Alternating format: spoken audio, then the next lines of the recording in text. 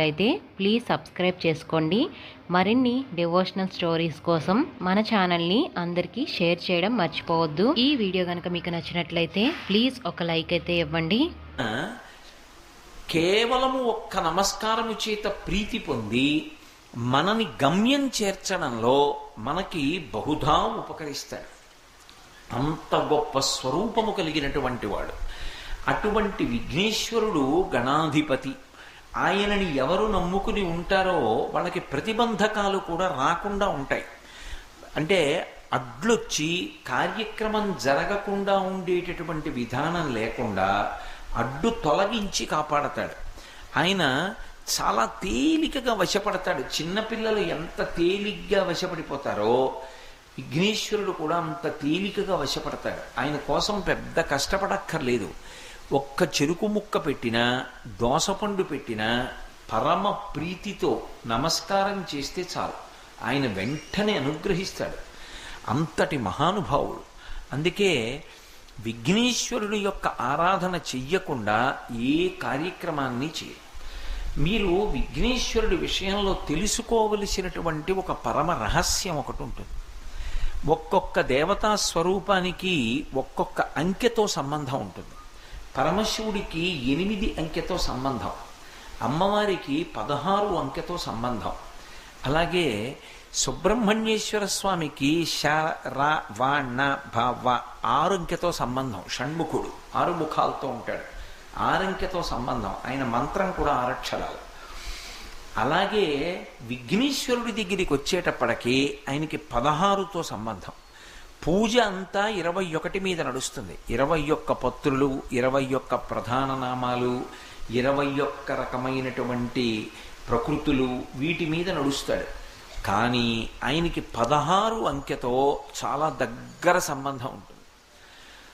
అందుకే విఘ్నేశ్వరుడి విషయంలో ఋషులు ఒక మాట చెప్పారు. ఆయన గురించి ప్రతిరోజు ఇంట్లో 16 నామాలు చెప్పాలి. మీరు ఏ పని చెయ్యండి, ఆ 16 నామాలు చెప్పకుండా రోజు ప్రారంభం కాకూడదు. మీరు ఇంట్లోంచి బయటికి ఎప్పుడు ఎడతారు? ఓ నమస్కారం పెట్టి పూజ చేసుకున్నాక ఎడతారు. పూజ చేసుకునేటప్పుడు మీరు ఏది చెప్పారు ఏది చెప్పలేదు అన్నదానికన్నా ఈ 16 నామాలతో ఉన్న శ్లోకాన్ని చెప్పారా చెప్పలేదా అన్నది చాలా ప్రధానం. ఒకవేళ ఈ 16 నామాలతో ఉన్నటువంటి శ్లోకం రాకపోతే కనీసంలో కనీసం ఇంట్లో ఎవరో ఒక్కళ్ళైనా దాన్ని పైకి చదవాలి. కనీసం పైకి చదవకపోయినా లోపలైనా చదవాలి. అసలు యథార్థంగా చెప్పాలంటే నేను ఇందులో ఏమీ దాపరికం లేకుండా చెప్పాలి అంటే ఒక్కళ్ళైనా ఇంట్లో పైకి చదువుతుంటే మిగిలిన వాళ్ళైనా వినాలి. చదవడం రాకపోతే కనీసం వినాలి. అందుకే దేవాలయంలో కూడా మొట్టమొదట ఏ శ్లోకంతో మొదలు పెట్టాలి అంటే ఆ శ్లోకంతోనే మొదలు పెట్టండి అని చెప్పింది శాస్త్రం.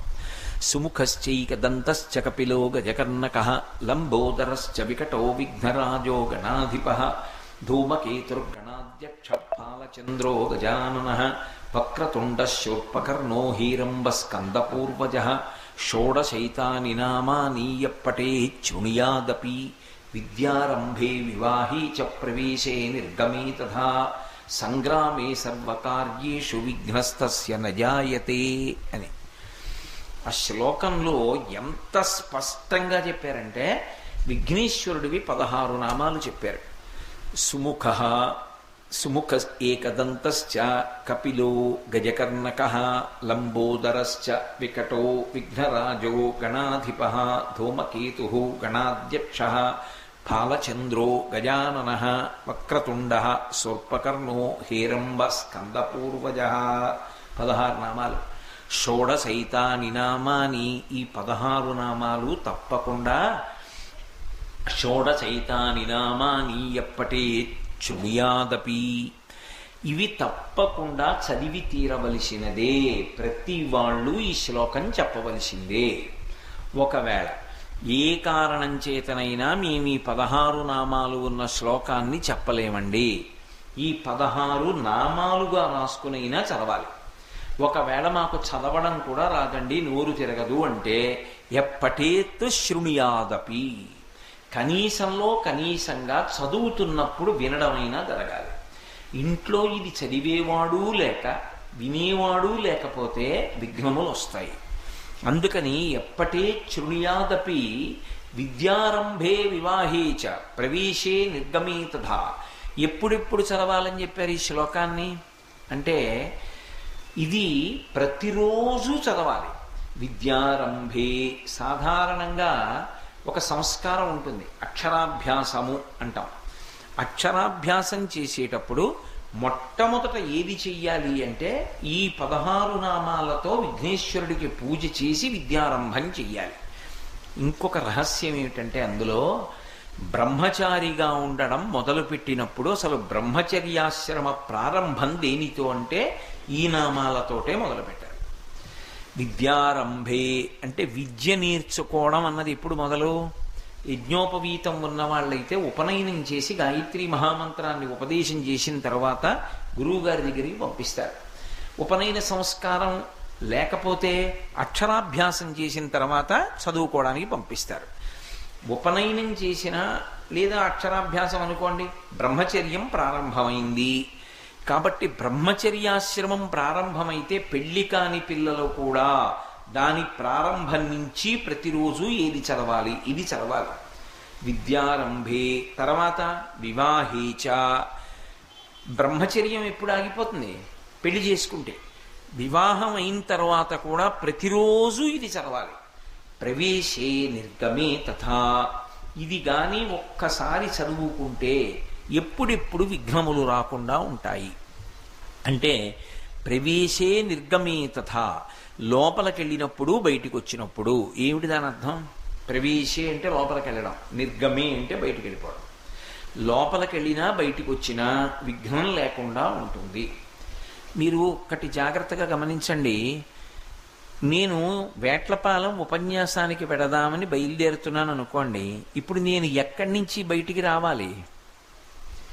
రాజద్వారం దాటాలి. ఇంటికి రాజద్వారం ఉంటుంది. రాజద్వారానికి అది రాజద్వారము అని గుర్తు ఏంటంటే దానికి లక్ష్మి కమ్మి ఉంటుంది. లక్ష్మి కమ్మి అని దేన్ని పిలుస్తారంటే ఏది ప్రధాన గడపయో దానికి పైన ఉన్నటువంటి గడప ఉంటుందే, ఆ పైన ఉన్న కమ్మి, ఆ కమ్మి లక్ష్మి కమ్మి. కింద ఉన్నటువంటి గడప కన్నా అత్యంత ప్రధానమేది అంటే పై గడప. అది పుచ్చిపోవడం కానీ లేకపోతే వివర్ణం అయిపోవడం కానీ జరగకూడదు. అది లక్ష్మి కమ్మి కాబట్టే తోరణం ఎక్కడ కడతారు? కింద కట్టరు. తోరణం కడితే పైన కడతారు. అది ఎప్పుడు అలంకృతమై ఉండాలి లక్ష్మి కమ్మి. లక్ష్మి కమ్మికి తోరణం అన్నా ఉండాలి, ఓ పువ్వన్నా ఉండాలి, దాని మీద ఓ భగవన్మూర్తి అన్నా ఉండాలి, ఏదో ఒకటి ఉండాలి. అది లక్ష్మి కమ్మి అంటారు ఇంటికి. ప్రవేశే ఇంట్లోకి వెళ్ళిపోతున్నాడు అనుకోండి, దాంట్లోంచి లోపలికి వెళ్ళిపోతాడు. నిర్గమే దాంట్లోంచి బయటకు వస్తాడు. ఇప్పుడు ఈ లోపలికి వెళ్ళడం ఎందుకు? లోపలే ఉండిపోయాడు అనుకోండి, ఇంకా బయటికి రాలేదనుకోండి, రోగగ్రస్తుడు అయిపోయాడు కదా. ఆయన బయటికి రావట్లేదండి అన్నారు అనుకోండి, అంటే దాని అర్థం ఏమిటి? ఆయన శరీరం రోగగ్రస్తం అయిపోయింది. ఆయన బయటికి వెళ్ళాడు, తిరిగి రాలేదు, ఏమిటి దాని అర్థం? అమంగళకరం. బయటికి వెళ్ళిన వాడు లోపలికి రావాలి, లోపలికి వచ్చిన వాడు బయటికి వెళ్ళాలి. అంటే దాని అర్థం ఏమిటి? శరీరం ఆరోగ్యంగా తిరుగుతోంది, కార్యాలు సాధిస్తాం. లోపల నుంచి బయటికి వెళ్ళినా బయట నుంచి లోపలికి వెళ్ళినా బయటికి వెళ్ళిన వాడు మళ్ళీ లోపలికి రాకుండా లోపల నుంచి బయటికి వెళ్ళేటప్పుడు మళ్ళీ లోపలికి వచ్చేటట్టు ఏ విధమైన ప్రతిబంధకాలు లేకుండా రోజు మొత్తం మీద కాపాడేది ఏది అంటే ఒక్కసారో శ్లోకం జరిగితే ప్రవేశే నిర్గమే తథా. నమః. ఝాన్సీ ట్రెండింగ్ షార్ట్స్ ఛానల్కు స్వాగతం. సంగ్రామే సర్వకార్యేషు. సంగ్రామం చేస్తే అంటే యుద్ధం చేస్తే చదవాలి. సర్వకార్యేషు ఈ పని ఆ పని అని లేదు. విఘ్నేశ్వర పూజ చెయ్యకుండా ఏ కార్యక్రమాన్ని ప్రారంభం చెయ్యవద్దు. అందుకే ప్రవచనం చేసినా కూడా ఇవాళ నేను విఘ్నేశ్వర వైభవం చెప్తున్నానని శుక్లాంబరధరం విష్ణుం మండం కాదు. ఎక్కడ ఎప్పుడు ఏ ప్రవచనం చేసినా శుక్లాంబరధరం విష్ణుం శశివర్ణం చతుర్భుజం అని మొదలు పెడతాను. పూజకి కూర్చోగానే మొట్టమొదట సుముఖశ్చైకదంతశ్చ కపిలో గజకర్ణకః ఈ 16 నామాలతోటి చెప్పి అప్పుడు పూజ మొదలు పెడతాను. అయితే మీరు నన్ను ప్రశ్న అడగచ్చు, బాగుందండి, ఎప్పటే శృణుయాదపి అని కదా మీరు అన్నారు. ఈ 16 నామాలతో ఉన్న శ్లోకాన్ని ఎవడు చదువుతున్నా విన్నా ఇంటికంతటికి క్షేమం అని కదా మీరన్నారు. ఒకవేళ ఇంట్లో వాళ్ళకి రాక యజమానికి ఒక్కడికి ఇది వచ్చు, యజమాని లోపల చదువుకుని వెళ్ళిపోతున్నాడు. యజమాని కదా పూజ చేస్తాడు, పూజ చేసినప్పుడు యజమాని లోపల చదువుకుని వెళ్ళిపోతున్నాడు. అప్పుడు మిగిలిన వాళ్ళకి ఏమిటి ప్రయోజనం? పైకి చదవట్లేదుగా, వాళ్ళు వింటలేదుగా. వాళ్ళకి చదువుకుందామంటే రాదు అనుకోండి, పోని కాసేపు రాదు. అప్పుడు ఎలా? లేదు, చంటి పిల్లలు ఉంటారండి, చంటి పిల్లలకి ఏం తెలుసు, వాళ్ళు చదవగలరా? కానీ వాళ్ళు క్షేమంగా ఉండాలా వద్దా? మరి ఎలా, ఎవరు రక్ష కడతారు? ఇంటి యజమానేమో పైకి చదవట్లేదు, అది లోపల చదువుకుని వెళ్ళిపోతున్నాడు. అప్పుడు ఎలా అంటే ఇందులో ఒక పెద్ద రహస్యాన్ని చెప్పారు. అంటే ఇప్పుడు నేను అదంతా చాలా వివరణ చేసి చెప్పడం చాలా కష్టంతో కూడుకున్న విషయం, కానీ మీకు సంగ్రహంగా అందించే ప్రయత్నం చేస్తాను. యజమాని 16 విషయాలు అడగాలి. ఎందుకు అడగాలి అంటే, ఇంటికి యజమాని అంటే ఎవరు? ఆ ఇంట్లో వాళ్ళందరి యొక్క యోగక్షేమాలు ఆయన చూడాలి. ఆయన చూడగలిగిన వాడు. ఇప్పుడు నేను ఇక్కడ ఉపన్యాసానికి వచ్చాను, నా మనవలు ఆడుకోవడానికి ఎక్కడికో వెళ్ళారు. ఎక్కడో ఆడుకుందామని వెళ్ళినటువంటి నా మనవలు క్షేమంగా ఉండేట్టు నేను ఇక్కడి నుంచి చూడగలనా వాళ్ళని? చూడగలిగిన వాడు వేరొకడు ఉన్నాడు, వాడిని ప్రార్థన చేసి ఉండాలి.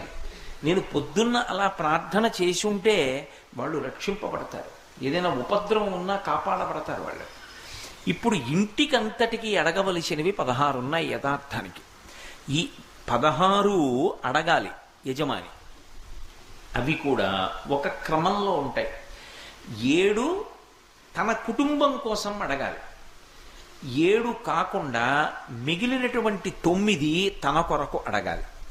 ఈ 9ని ఈ 7ని కలిపి సద్గతి అని పిలుస్తారు. వెళ్ళవలసిన దారిలో వెళ్ళడానికి మార్గాన్ని అడుగుతున్నాడు అంటారు. ఆ దారిలో వెడితే లక్ష్యాన్ని చేరుతాడు. తన కొరకు 9 అడగాలి, తన కుటుంబం కోసం 7 అడగాలి. ఏమిటి 7?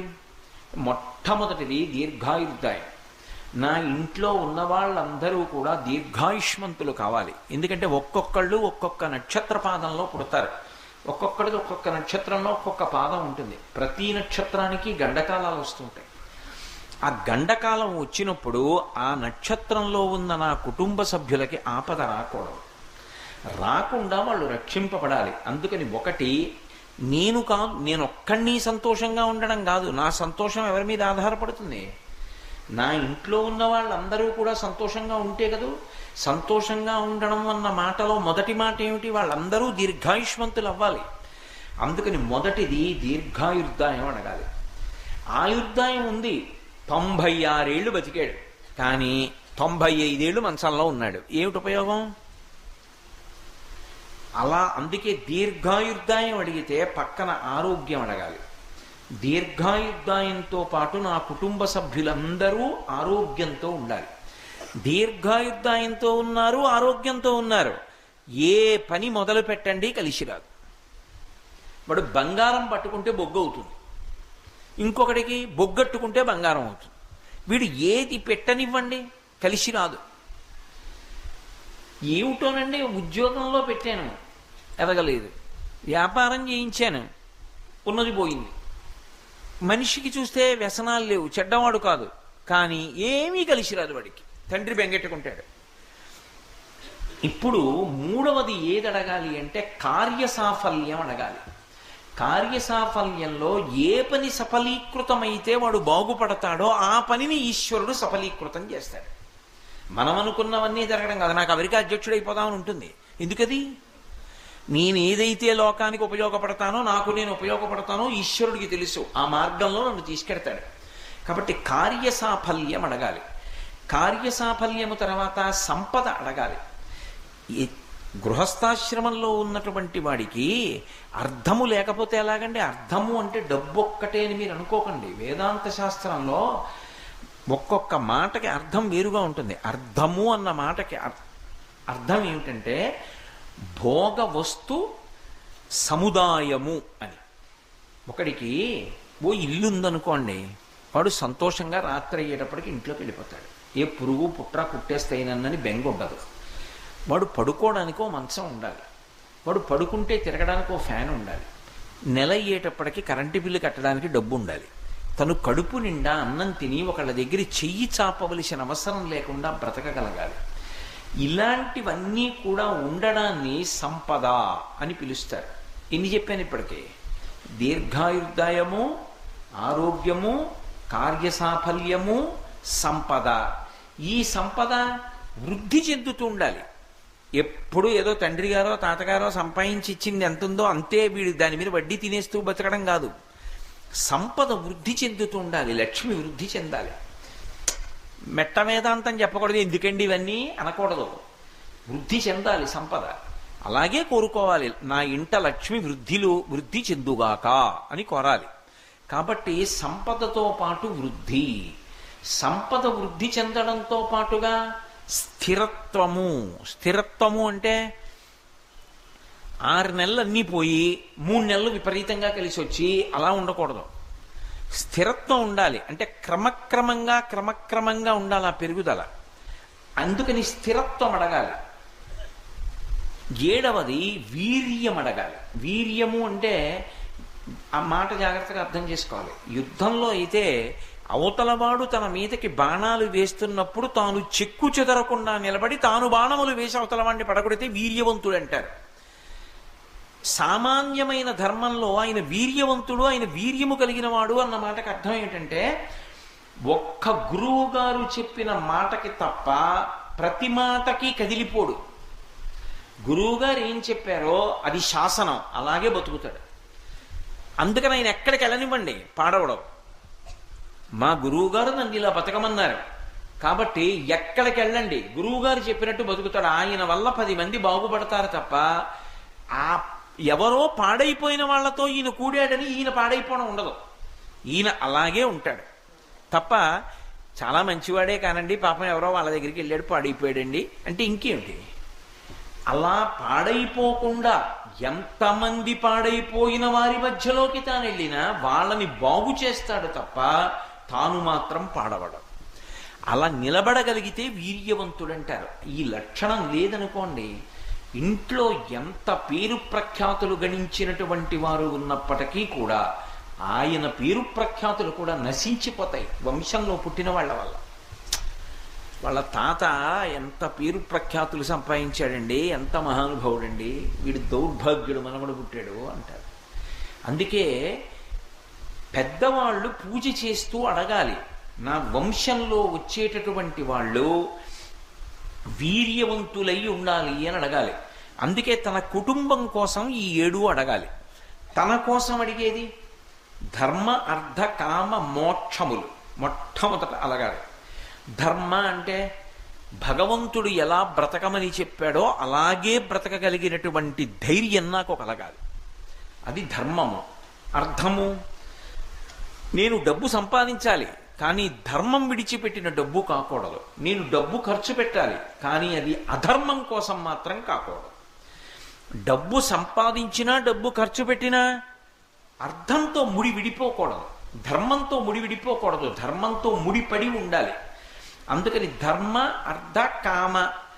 కోరిక పుట్టకుండా ఎలా ఉంటుంది మనిషికి? కోరిక పుడుతుంది కానీ పుట్టినటువంటి కోరిక ధర్మబద్ధము కాకపోతే నీ తీర్చుకోను అని నిలబడగలిగిన శక్తి ఉండాలి. ఇది ధర్మచట్రంలోకి ఇముడుతుందా? నాకో చక్రకేళి ఎరటి పండు తినాలనిపించింది. చక్రకేళి అరటి పండు చేత్తో పట్టుకుని తొక్క విప్పి ఉమామహేశ్వర పరబ్రహ్మార్పణమస్తు అనుకుని తిన్నాను. ఏమీ తప్పులేదు. అరటిపండు తింటే తప్పెక్కడొచ్చిందండి? ధర్మం ఒప్పుకుంటుంది. ఓ చక్కెర పొంగల్ తినాలనిపించింది, ఈశ్వరుడికి నైవేద్యం పెట్టి ప్రసాదంగా తిన్నాను, ఒకరికి పెట్టాను, నేను తిన్నాను. ఓ ఇల్లు కట్టుకోవాలనిపించింది, తప్పేమిటి? పెళ్లి చేసుకుందాం అనిపించింది, తప్పేమిటి? పిల్లల్ని కనాలనిపించింది, తప్పేమిటి? కడుపున పుట్టిన కూతురికి పెళ్లి చెయ్యాలనిపించింది, తప్పేమిటి? కొడుక్కి ఉపనయనం చేద్దామనిపించింది, తప్పేమిటి? నా పిల్లలు వృద్ధిలోకి రావాలనిపించింది, తప్పేమిటి? అవి ఉండవలసిన కోరికలు, అంతేకాని మెట్ట వేదాంతం అంటారు. గృహస్థాశ్రమంలో ఉండి అబ్బే పిల్లలు ఎందుకండి, అబ్బే డబ్బు ఎందుకండి, ఇల్లు ఎందుకండి అనకూడదు, తప్పది. చాలామంది తెలియక మెట్ట వేదాంతం మాటలు మాట్లాడుతుంటారు. అలా మాట్లాడకూడదని చెప్పింది శాస్త్రం. నువ్వు ఎక్కడున్నావో దానికి తగినవే అడగాలి. అలా అడగడం చేత కాకపోతే ఈ 16 నామాలు చెప్పాలి. ఇవేవి మాకు అడగడం రాదండి, అసలు ఈ క్రమం కూడా మాకు తెలియదు, ఎవరి కోసం ఎన్ని అడగాలో మాకేం తెలుసండి అంటావా? ఇవన్నీ చేత కాకపోతే కనీసం ఆ 16 నామాల శ్లోకం చెప్పాలి. అందుకని ధర్మ అర్థ కామ ఏ కోరిక తీర్చుకోవచ్చని భగవంతుడు చెప్పాడో ఆ కోరిక తీర్చుకోవడము దోషము కాదు. ఏది తీర్చుకోకూడదని ఈశ్వరుడు చెప్పాడో దాని జోలికి వెళ్ళకూడదు. సృష్టిలోనే కొన్ని పదార్థాలు ఉంటాయి, అవి పుచ్చుకోకూడదు అని ఈశ్వరుడు చెప్పాడు. ఏది పుచ్చుకోవద్దు అని ఈశ్వరుడు చెప్పాడో దాన్ని పుచ్చుకోకూడదు. ఏది చెయ్యవద్దు అని ఈశ్వరుడు చెప్పాడో దాన్ని చెయ్యకూడదు, దానికి నిగ్రహం కావాలి. ఏది చెయ్యమని చెప్పాడో అది చెయ్యడానికి నమ్మకం కావాలి. అందుకే భయభక్తులు ఉన్నాయండి ఆయనకంటారు. భయము అంటే కనీసంలో కనీసం ఏమిటంటే ఇలా చేస్తే నన్ను శిక్షిస్తారు అనుకుని భయపడితే దాన్ని భయం అంటారు. ఒరే, ఇవాళ ఈశ్వరుడు వద్దన్న పని చేసేస్తున్నాను, బాగానే ఉంది, ఏదో ఓ పావు గంటో అరగంటో గంటో 2 గంటలో లేకపోతే 10 ఏళ్ళలో 25 ఏళ్ళలో సంతోషంగా ఉంటుంది. ఎక్కడో దొంగతనం చేసి పట్టుకొచ్చా 25 లక్షలు, పాపం వాళ్ళకి తెలియదు. ఓ 20 ఏళ్ళు సంతోషంగా గడిపేశా 25 లక్షలతోటి. కానీ ఎప్పుడో అప్పుడు ఈ శరీరానికి వృద్ధాప్యం వస్తుందా? ఈ శరీరంలోంచి జీవుడు విడిపోతాడా? విడిపోయిన తర్వాత భగవంతుడి దగ్గర నిలబడతాడా? నిలబడ్డ తర్వాత ఆయన అడుగుతాడా, నువ్వేం చేసావురా అని? నాకు తెలీదా నువ్వు ఎక్కడి నుంచి పట్టుకొచ్చావో, తప్పు చేసావా లేదా అని అడుగుతాడు. అడిగిన తరువాత నువ్వు 25 లక్షలు పట్టుకొచ్చేసిన కారణం చేత అవతలవాడు ఎంత బాధపడ్డాడో దానికి 1,000,000 రెట్లు బాధ మనం అనుభవించవలసిందే జీవుడు. వీడు ఆ బాధ అనుభవించడానికి ఇంకో శరీరాల్లోకి ఎడతాడు. కాబట్టి వద్దు నాకు. ఇప్పుడు ఏదో ఓ పావు గంట సంతోషంగా ఉండొచ్చు, 5 నిమిషాలు సంతోషంగా ఉండొచ్చు, గంట సంతోషంగా ఉండొచ్చు, కానీ ఈశ్వరుడి దగ్గర ఇలా వేలు పెట్టి ఆయన చూపిస్తే తర్వాత పతనమైపోతాను, నాకొద్దు అని మానేస్తే భయం ఉంది. ఈశ్వరుడు ఎలా చెప్పాడో నేను అలా బతుకుతాను అని ఆయన మీద ప్రేమతో చేస్తావా, భక్తి ఉంది. మా నాన్నగారికి తెలిస్తే ఇంకేమైనా ఉందా అండి? మా నాన్నగారు మహానుభావుడు, ఎప్పుడైనా కనీసం మాటలోనైనా అలాంటివి అంగీకరిస్తారా? ఆయన జీవితంలో ఎప్పుడు అలాంటి తప్పు చేసిన వారు కాదు. అటువంటి తండ్రికి కొడుకునయ్యుండి నేను అటువంటి తప్పు చేయనా, నీ చేయను అని చేయడం మానేశాడు అనుకోండి. భక్తితో మానేశాడు తండ్రి మీద. మా నాన్నగారికి తెలిస్తే చంపేస్తారు. ఇప్పుడు కాదు, 25 ఏళ్ల తర్వాత తెలిసినా సరే చంపేస్తాడు ఆయన. ఒప్పుకోడు. చంపేస్తాడంటే నిజంగా చంపేస్తాడని కాదు, మా నాన్నగారు శిక్షిస్తారు, ఒప్పుకోరు. దీన్ని భయంతో మానేశాడు. నువ్వు భయంతోనైనా మానేయి, భక్తితోనైనా మానేయి. భయము భక్తి. అందుకే చూడండి, ఏమి రావాడి విచ్చలవిడితనం, వాడికి భయభక్తులు లేవా అంటారు. వాడికి భయము లేదు, భక్తి లేదు. వాడే కాదు పాడయ్యేది, వాడు 10 మందిని పాడు చేసేస్తాడు. అందుకే ఈ భయము భక్తి అన్నవి లేవనుకోండి, వాడు వాడితో వదిలిపెట్టడు. వంశంలో వచ్చినటువంటి వాడి వల్ల ఏమైపోతుందంటే, కుపుత్రేణం వయో నష్టం జన్మ నష్టం కుమార్యయా అన్నారు వ్యాసుల వారు. ఎంత పుణ్యం చేసిన వాళ్ళు కానివ్వండి, పరమ దౌర్భాగ్యుడైనటువంటి వాడు వంశంలో పుడితే అంతకుముందు 7 తరాల వాడు స్వర్గంలో ఉన్న వాళ్ళని కూడా లాగేసి నరకానికి పంపిస్తారు. నీ వంశంలో ఇటువంటి నీచుడు పుట్టాడు, అందుకని నిన్ను నరకానికి పంపిస్తున్నావు అంటారు. అందుకే 7 తరాలు అటు ఇటు చూసి పిల్లనిచ్చారంటారు. అందుకే వీర్యవంతులు కావాలి అని అడగాలి పిల్లలు. చెడు వైపుకి వెళ్ళని వాళ్ళు కావాలి స్వామి నా బిడ్డలు. నా బిడ్డలే కాదు, నా వంశం అలా ఉండాలని కోరాలి. తన దగ్గరికి వస్తే ధర్మ అర్థ కామ మోక్ష, వీటితో పాటు 4 భక్తి జ్ఞాన వైరాగ్య, కలిపి 7. నాకు భక్తి కావాలి. ఇప్పుడే కదా మీతో చెప్పా భయభక్తుల గురించి. నాకు భక్తి ఉండాలి. ఇందులో సద్గతి అంటారు. మళ్ళీ ఈ భక్తి ఎందు ఒక చమత్కారం ఉంటుంది. భక్తి అని నేను అన్నాను అనుకోండి, మీకు నేను తేలిగ్గా అర్థం అవడానికి ఒక మాట చెప్తాను. నా మనవడికి నేనంటే చాలా ప్రేమ. తాత తాత తాత నా వెంట పడతాడు. వాడికి అన్నీ 3 ఏళ్ళు లేవు, కానీ తాత తాత అంటాడు, నా వెంట పడతాడు. వాడే ఏం చేస్తుంటాడంటే, నేను సంధ్యావందనం చేసుకుంటున్నాను అనుకోండి, నేను ఇలా నీళ్లు చల్లుకుంటే వాడికి అదో ఆట. తాతగారు నీళ్లు చల్లుకుంటున్నారని వాడు అందులో పాత్రలో నీళ్లలో చెయ్యెట్టుకుని చల్లుకుంటాడు. నేను అర్ఘ్యం ఇచ్చాననుకోండి, వాడు నీళ్లలో చెయ్యెట్టు ఆడతాడు. ఎందుకని? తాతగారే కదా మన తాతగారు. తాతగారు ఏం చేస్తున్నారో వాడికి తెలియదు. తాతగారి మీద ప్రేమ, తాతగారి దగ్గర కూర్చోవచ్చు. అందుకని తాతగారు ఏం చేస్తున్నారో దాన్ని వాడు ఆట కింద తీసుకుని చేసుకుంటాడు. వాడికి పద్ధతి తెలియదు. తాతగారి మీద ప్రేమ ఉంది కానీ వాడికి ఏం చేయాలో తెలియదు. తాతగారి మీద అతి ప్రేమ. అందుకని ఏం చేస్తాడు, వచ్చి నా దగ్గర నిలబడి మాట్లాడుతూ కాలు పెట్టి ఇలా తంతు ఉంటాడు. అది ఎవరైనా నా యందు ప్రీతి కలిగిన వాళ్ళు చూశారనుకోండి, ఏమయ్యా ఆయన్ని మేమందరం గౌరవిస్తాం, ఆయనకి మనవడిగా పుట్టావు, తప్పు కదూ, తాతగారిని తన్నచ్చా, ఇటు అలా తంతు మాట్లాడతావు అని గబుక్కుని పక్కకి తీసుకెళ్ళిపోతారు. వాళ్ళది ప్రీతి, వాడిది శత్రుత్వం కాదు, ప్రీతే. బాగా గుర్తుపెట్టుకోండి, వాళ్ళది ప్రీతే, వీడిది ప్రీతే. కానీ వాళ్ళది తెలిసున్న ప్రవర్తన, వీడిది తెలియని ప్రవర్తన. భక్తి ఎందు కూడా అలాగే ఉంటుంది. భక్తి అంటే ప్రేమ. అది తప్పు కాదు, మొదట్లో అది తప్పు అని సిద్ధాంతం చేయకూడదు. భగవంతుని యందు ప్రేమ ఉంది కానీ ఎలా పూజ చేయాలో తెలియదు. వాడి ఇష్టం వచ్చినట్టు చేస్తాడు, శాస్త్రం పక్కన పెట్టేస్తాడు. శాస్త్రం గాలికి పోయింది, వీడికి ఏది నచ్చితే అదే పూజ. అది ఎక్కడ ఉండాలి మొదట్లో. కానీ పెద్ద అయిన తర్వాత కూడా నా కొడుకు 30 ఏళ్ళు వచ్చి నా దగ్గర నించుని కాలుతో తంతు నించున్నాడు అనుకోండి, నా ఎందు ప్రీతి కలిగిన వాళ్ళు వచ్చి చూసి, తప్పు బాబా అలా నాన్నగారిని తన్నకూడదని జాగ్రత్తగా చేపట్టుకు బయటికి తీసుకెళ్తారా?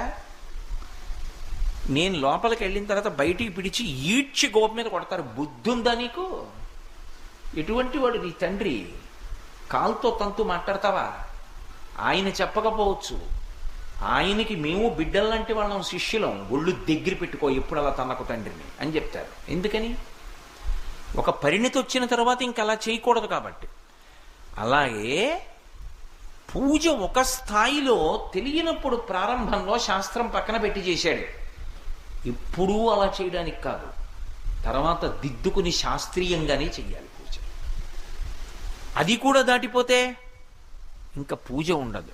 తనలో తాను రమిస్తూ ఇక్కడే సోహం భావేన పూజయేత్, అంతర్ముఖ సమారాధ్యా బహిర్ముఖ సుదుర్లభ, అంతటా భగవంతుణ్ణే చూస్తాడు.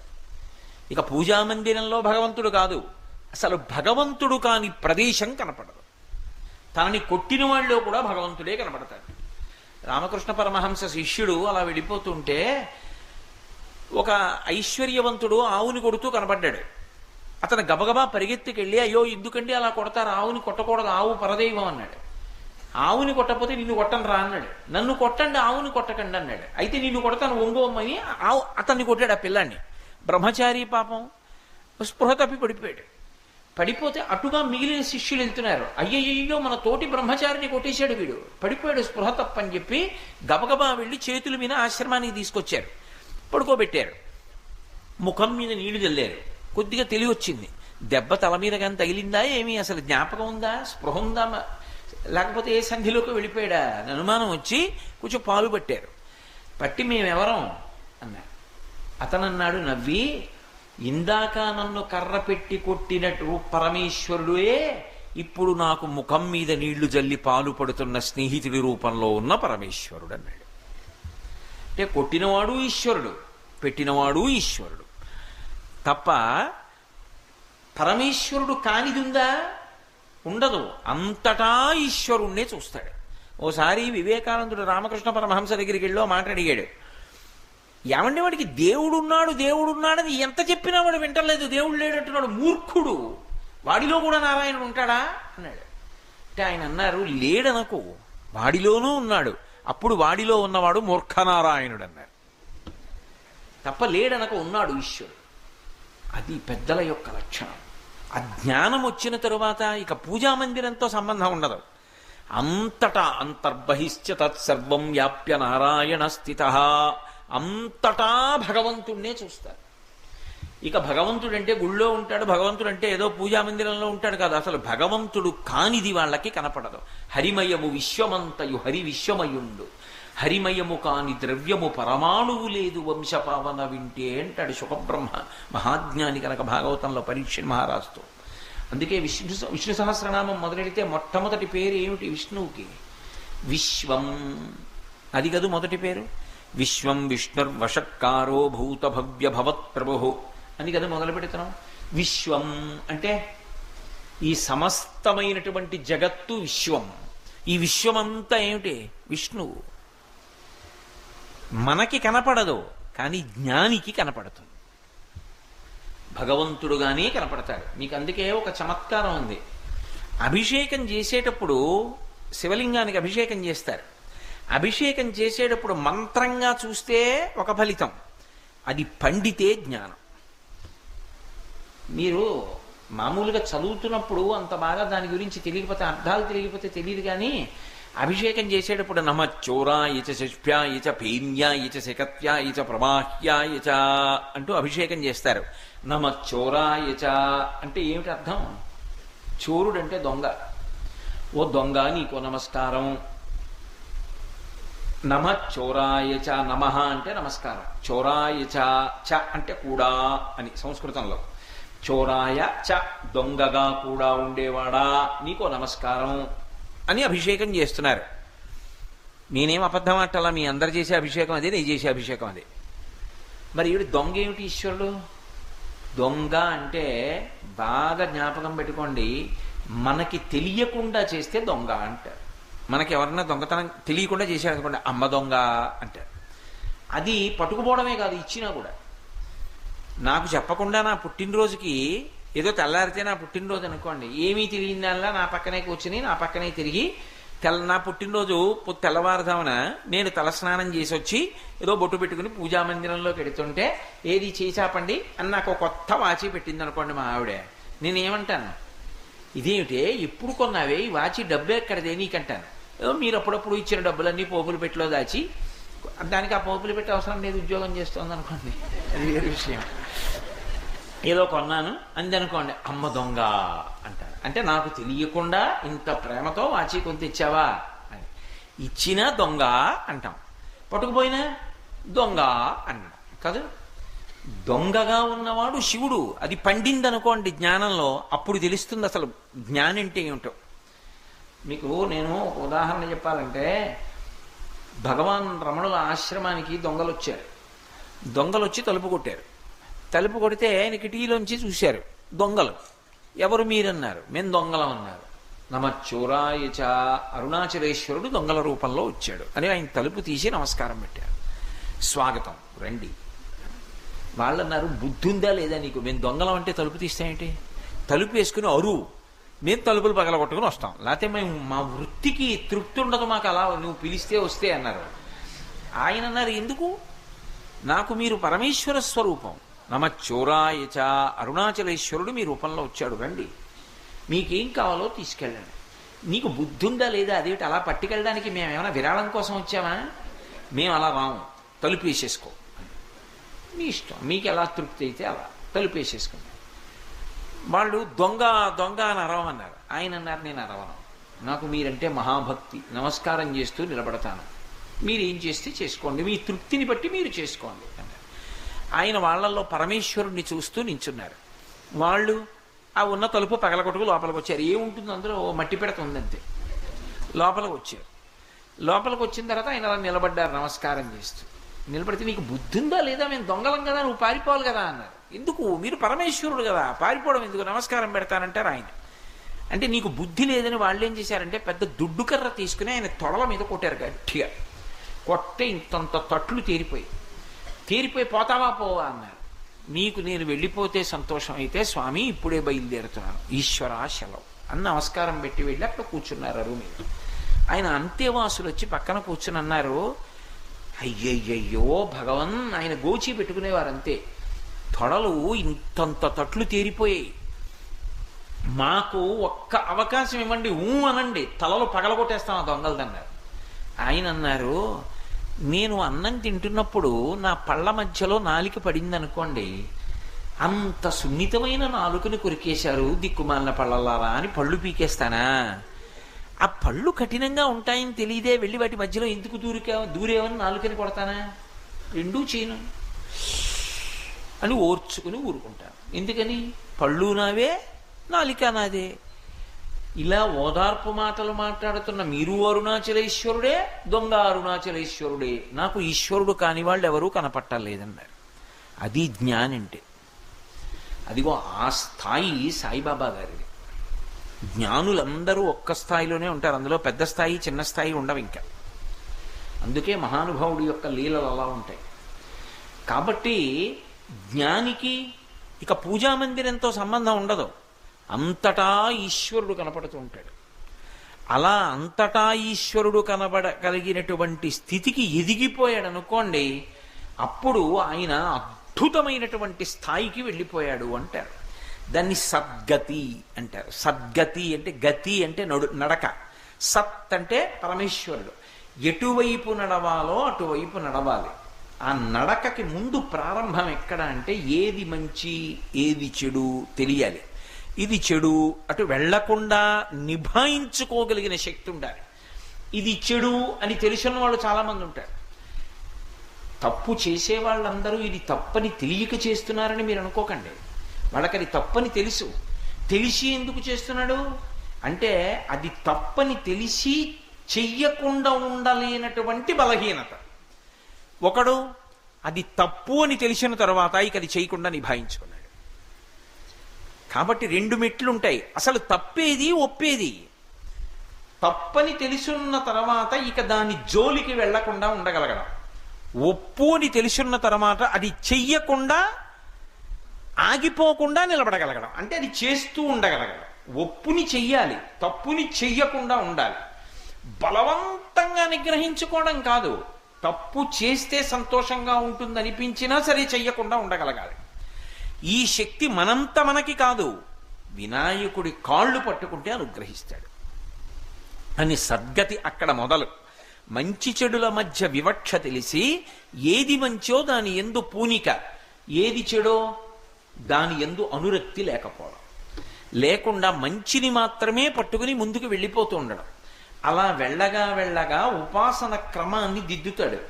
దిద్ది చిట్ట చివరికి పండిపోయే స్థితికి వచ్చేటప్పటికి అంతటా బ్రహ్మాన్ని చూడగలిగినటువంటి స్థితికి ఎదిగిపోతాడు. అప్పుడు నమచ్చోరాయచ శిష్ప్యాయచ భేన్యాయచ శగత్యాయచ ప్రవాహ్యాయచ. మెరుపు పరమేశ్వరుడే. అదేమిటండి మెరుపు పరమేశ్వరుడేమిటి అంటే ఒక విషయం చెప్తారు. ఓ తల్లి పిల్లవాడిని స్కూల్కి పంపిస్తూ రోజు ఓ మాట చెప్పేది. అమ్మ నువ్వు రామ్మ, అమ్మ నువ్వు రామ్మ అని ఏడుస్తుంటే, నాన్న నిన్ను నన్ను కూడా చూసేవాడు భగవంతుడు. ఎప్పుడూ భగవంతుడు నిన్ను చూస్తూనే ఉంటాడురా, నిన్ను కాపాడుతూనే ఉంటాడు. ఎందుకు బెంగ పెట్టుకుంటావు? ఇంట్లో నన్ను కాపాడతాడు, స్కూల్లో నిన్ను కాపాడతాడు. దేవుడు ఉన్నాడు నాన్న అంటుండేది. నిన్ను చూసి ఎప్పుడు సంతోషంగా నవ్వుతూ ఉంటాడు భగవంతుడు, వెళ్ళిరా అనేది. రోజు పిల్లవాడు వెడుతున్నాడు వస్తున్నాడు, వెడుతున్నాడు వస్తున్నాడు. ఓ రోజు కుండపోత కింద వర్షం పడిపోతోంది మబ్బేసి. పిల్లవాడు ఒక్కడు రాలేడేమో అని తల్లి వెళ్ళి పిల్లవాడిని తీసుకొస్తోంది. మెరుపులు మెరుస్తున్నాయి. అంతంత పెద్ద పెద్ద మెరుపులు పిడుగులకి తల్లి భయపడింది. ఈ పిల్లవాడు రారా అంటే మెరుపు వచ్చినప్పుడల్లా ఆగుతున్నాడు. ఒకసారి నీకు బుద్ధి ఉందా లేదా, మెరుపు వస్తే ఆగుతావేంటి రా అంది. అంటే పిల్లాడన్నాడు, అమ్మా నువ్వు చెప్పావు కదూ దేవుడు ఎప్పుడు నన్ను చూసి నవ్వుతూ ఉంటాడు, రక్షిస్తాడని. మామయ్య మన ఇంటికి వస్తే నేను ఏం చేస్తున్నా ఫోటోలు తీసుకున్నట్టే వానలో తడిసి నీతో వెళ్ళిపోతున్న నన్ను భగవంతుడు ఫోటో తీసుకుంటున్నాడమ్మా, ఫ్లాష్ అది అన్నాడు. తల్లి మాట నమ్మిన పిల్లవాడికి అచంచల విశ్వాసం కలిగింది. చెప్పిన తల్లికి పూర్ణమైన నమ్మకం కలగలేదు. అది ఆ నమ్మకం మంచి చెడుల వివక్ష తెలిసి ఆ మార్గంలో ప్రయాణించి ఊంచుకున్నవాడు మొదట అమాయకత్వంతో పూజ మొదలెడతాడు. దాన్ని రాగభక్తి అంటారు. మొదట ఎవరి పూజ అయినా అలాగే మొదలవుతుంది, రాగభక్తితోటే మొదలవుతుంది. ఏదో ఇవ్వాలంటే నేను ఏదో సక్రమంగా పూజ చేయగలిగి ఉండొచ్చు, ప్రారంభంలోనే నేను అంత గొప్పగా పూజ చేయగలనా? ఇప్పటికీ నేను పూజ చేస్తే ఏమో ఎన్ని తప్పులు ఉంటాయో నాకన్నా బాగా తెలిసిన వాళ్ళకి తెలుస్తుంది. నాకు తెలిసని ఇప్పుడు అనుకుంటున్నాను, కానీ నాకు తెలియనివి తప్పులు ఎన్ని ఉంటున్నాయో. మొదట రాగభక్తి తప్పులతో ఉంటుంది, కానీ అలాగే ఉండిపోకూడదు. మనవడు తంతు నించున్నట్టు నించోకూడదు. కొడుకులా ఎదగాలి. తర్వాత శాస్త్రాన్ని ఆధారం చేసుకుని వెళ్ళాలి. తర్వాత అసలు పూజా మందిరంతో సంబంధం లేదు, అంతటా పరమాత్మని చూడగలిగిన స్థితికి ఎదిగిపోతాడు. అది సద్గతి. ఇందులో నడిపించగలిగిన వాడు ముందుండి విశిష్టమైన నాయకుడు వినాయకుడు. అందుకే మాపు బుద్ధి నిత్య గణపతికి నిపుడు జయా జయమంగళం నిత్య శుభమంగళం అంటూ మంగళహారతి ఇస్తారు ఆయనకి. అటువంటి సద్గతిని ఇవ్వగలిగినటువంటి వాడు. కాబట్టి మన కొరకు అడిగేటటువంటి వాటిల్లో ధర్మ, అర్థ, కామ, మోక్ష, భక్తి, జ్ఞాన, వైరాగ్యములు ఈ 7 అడుగుతారు. ఇందులో ధర్మార్థ కామ మోక్షములు, భక్తి జ్ఞాన వైరాగ్యములు. భక్తి అంటే మీతో ఇప్పుడు మనవి చేశాను. జ్ఞానము అంటే అసలు ఈశ్వరుణ్ణి తప్ప లోపల ఇంకొకటి అనుభవం ఉండదు. అద్వైత భావన యందు నిలబడతాడు. వైరాగ్యం అంటే ఒక వయసు వచ్చేసిన తరువాత ఇక అది కష్టమవనివ్వండి, సుఖమవనివ్వండి, ఒక్కలాగే ఉంటాడు, చెలించిపోడు. దాన్ని వైరాగ్య సుఖం అంటారు. అది నోటితో చెప్పినంత తేలిక కాదు.